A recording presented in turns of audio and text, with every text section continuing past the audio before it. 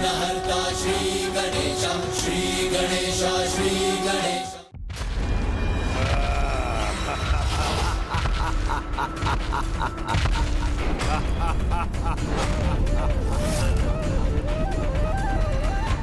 ये असुर और कोई नहीं, दशानन रावण है भैया। दशानन रावण? भंडासुर के साथ सहस्त्र वर्षों के शासन के आरंभ के पहले जब मैंने इसे पिताश्री के आत्मलिंग को लंका ले जाने में विफल कर दिया था, तब इसने माता सीता का अपहरण किया और प्रभु श्री राम के द्वारा इसका अंत हुआ। किंतु ये दुष्ट पुनः वो भूल दोहरा रहा है। श्री माता ललिता का अपहरण करने का प्रयास कर रहा है, जिसमें ये फिर विफल होगा। सर्वभूतेषु शक्ति रूपे संस्थिता नमस्तस्यै। इस रथ का भार अत्यधिक बढ़ क्यों गया? नमस्तस्यै। ये क्या हो रहा है? कुंभकर्ण झुकता क्यों जा रहा है?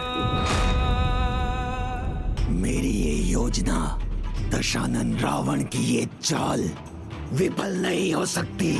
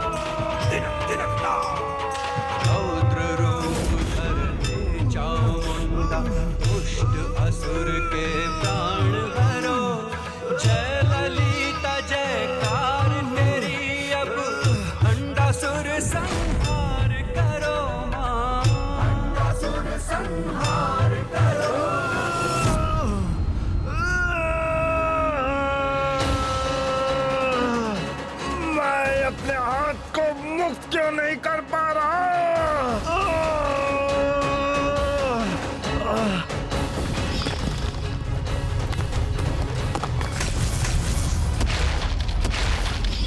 ये तो जैसे पूर्व का दृश्य एक बार पुनः उत्पन्न हो रहा है।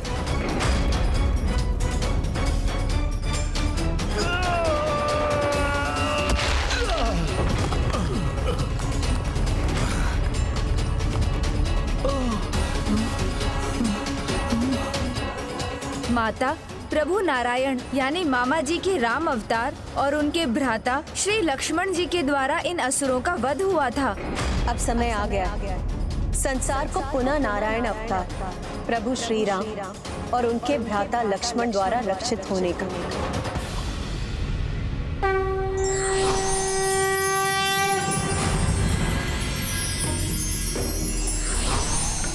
श्री राम सीता राम सीता राम सीता राम राम।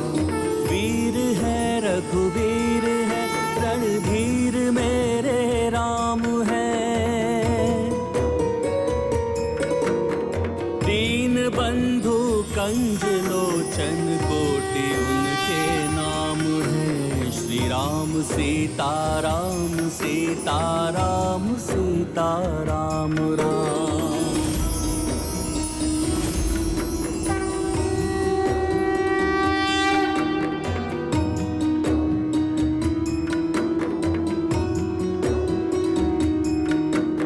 पुरुषोत्तम है नारायण के नर अवतार हैं। धर्म के पर्याय हैं ब्रह्मांड के भरतार हैं। श्री राम सीता राम सीता सीता राम राम। श्री राम सीता राम सीता राम राम। श्री राम भक्त कृपाल है, वो पापियों के काल है। श्री राम भक्त कृपाल है, वो पापियों के काल है। सर्वशक्तिमान दीनानाथ दीन दयाल है।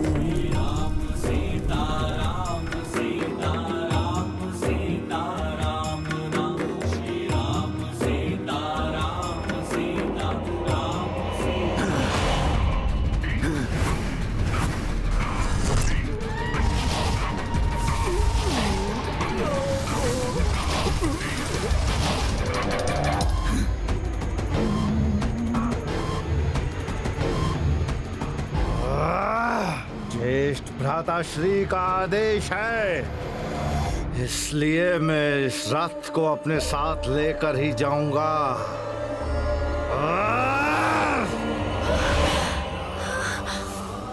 माता पराशक्ति को हमारा प्रणाम। विजयी भव।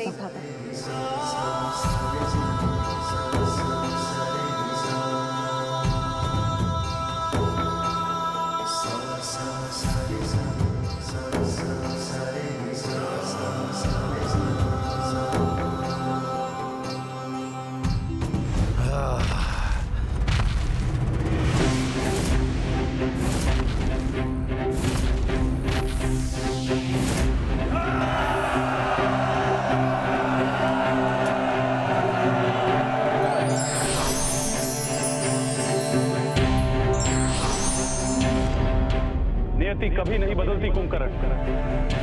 पाप कर्मों का परिणाम सदैव एक ही होता है। सावधान कुंभकर्ण, पुनः अपने अंग भंग और अंत के लिए तैयार हो जाओ। नहीं नहीं, इस बार अपना इतना भयंकर अंत नहीं होने दूंगा मैं।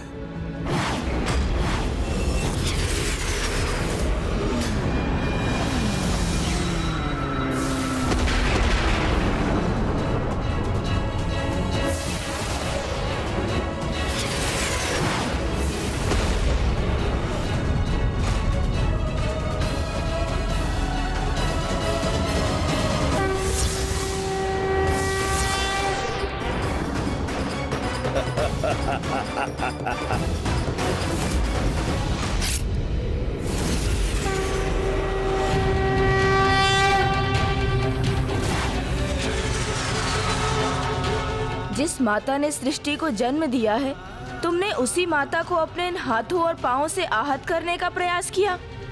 इसके लिए तो ये दंड भी कम है कुंभकर्ण।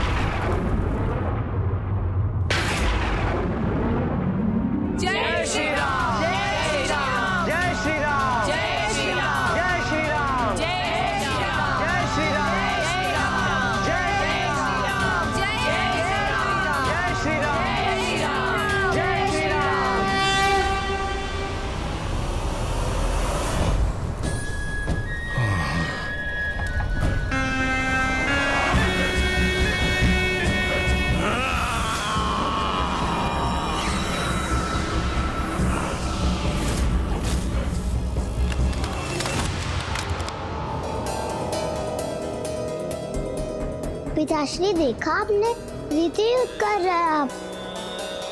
फिर से पराजित हो गए आप। नहीं, ये पराजय नहीं, विजय के संकेत हैं, क्योंकि कुंभकर्ण के अंत के बाद ही रावण और मेघनाद की बारी आएगी। और जब ये दोनों आएंगे तो विजय निश्चित है, क्योंकि इस बार गणेश जी तो हैं, किंतु वो नहीं जिनके कारण इन्हें पिछली बार विजय प्राप्त हुई थी। वो कौन है पिताश्री? महाबली हनुमान।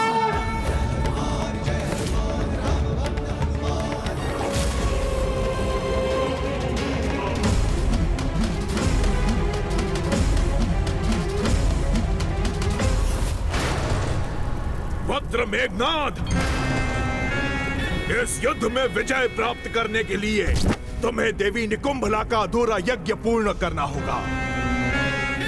और इस बार तुम ये यज्ञ पूर्ण भी कर पाओगे, क्योंकि युद्ध में बाधा डालने के लिए महाबली हनुमान नहीं है।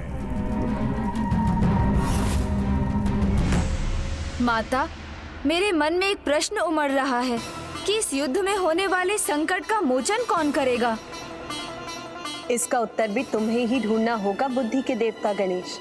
माता, संकटों का मोचन करने वाले तो एक ही महाबली हैं संसार में। मुझे आभास हो रहा है कि अब शीघ्र उनका भी आगमन होगा, जिन्हें समस्त संसार पुकारता है। संकट मोचन महाबली हनुमान, संकट मोचन महाबली हनुमान, संकट मोचन महाबली हनुमान। सीताराम सीताराम राम।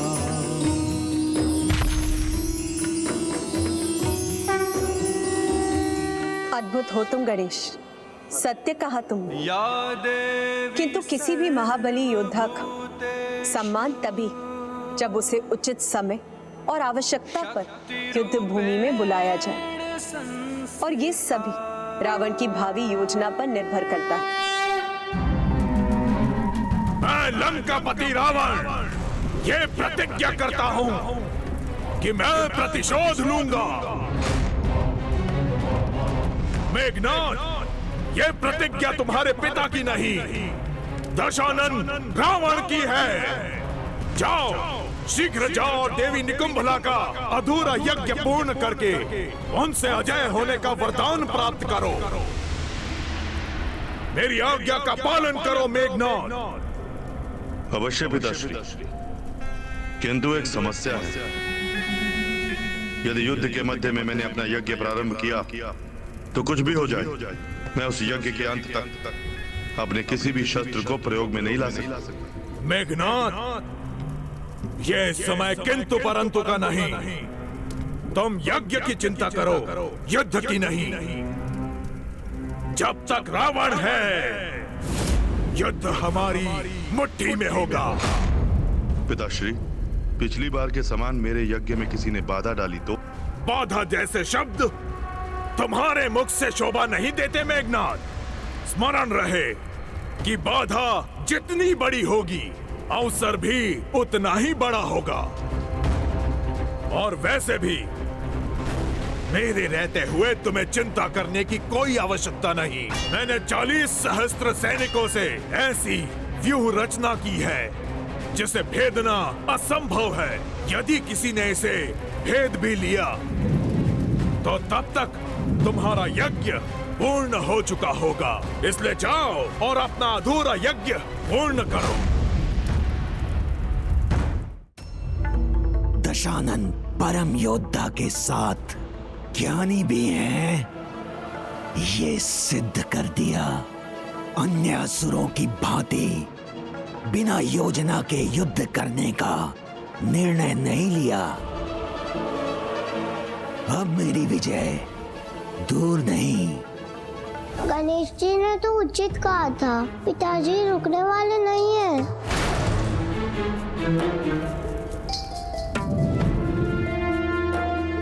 माता, दुष्ट अपनी दुष्टता को अंधकार से छिपाना चाहते हैं। ये असुर जो भी योजना बना रहा है, उसे इस मायावी धूम्र से छिपा रहा है। किंतु मेरा अनुमान है कि ये युद्ध के लिए एक विशाल सेना तैयार कर रहा है।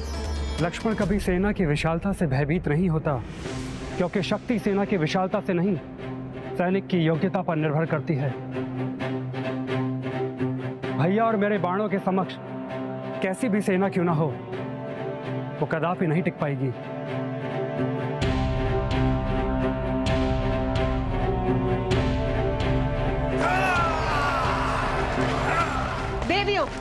आगे बढ़ो।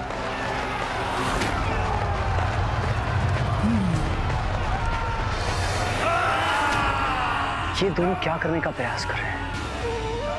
कदाचित ऊपर से देखकर ही ये ज्ञात हो सकेगा। मयूर जी,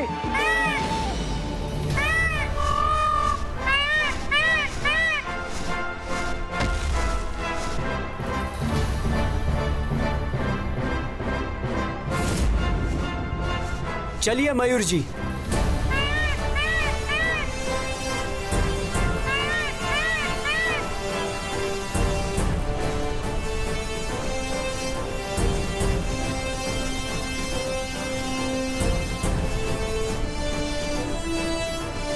चारों ओर एक व्यू रचना में सेना है, किंतु वो किसकी रक्षा कर रहे हैं ये ज्ञात नहीं हो सका। कुछ तो अवश्य अत्यंत भयंकर हो रहा है वहां। चलिए मयूर जी।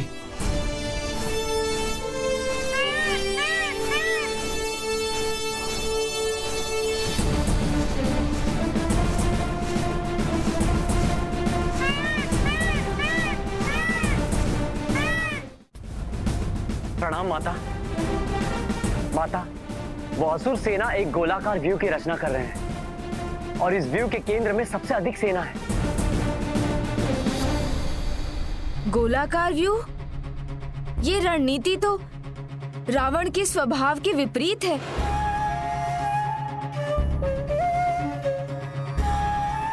युद्ध में सीधा वार करना ही उसकी पहचान है।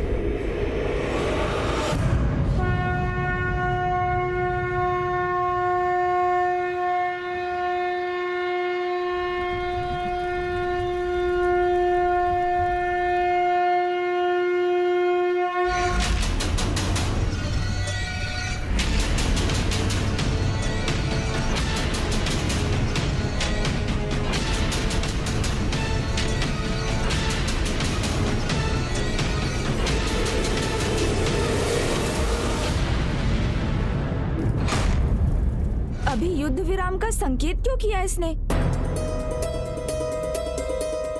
एक ओर तो ये असुर सेना एकत्रित कर रहा है, एक व्यूह की रचना कर रहा है, और दूसरी ओर युद्ध विराम का संकेत भी दे रहा है। ये दोनों नीति एक दूसरे के विपरीत है, और जब कोई ऐसा करे तो हमें समझ जाना चाहिए कि अवश्य इसके पीछे कोई रहस्य है। इन देवियों को नष्ट भ्रष्ट करने के स्थान पर आपने ये युद्ध विराम क्यों किया दशानन?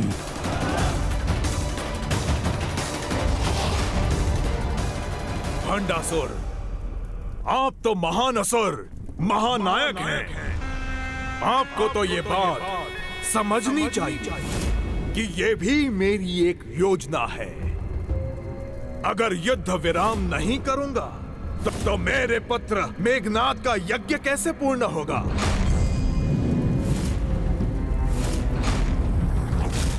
राम मर्यादा पुरुषोत्तम है और देवी पराशक्ति धर्म की पालक, दोनों धर्म से बंधे हुए हैं, और युद्ध विराम में शस्त्र उठाना धर्म के विरुद्ध है।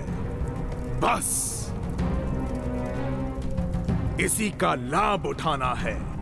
मेरे पुत्र मेघनाद का यज्ञ पूर्ण होने पर अजय होने का वरदान प्राप्त करने तक प्रतीक्षा करेंगे, और उसके बाद होगा आक्रमण। आक्रमण।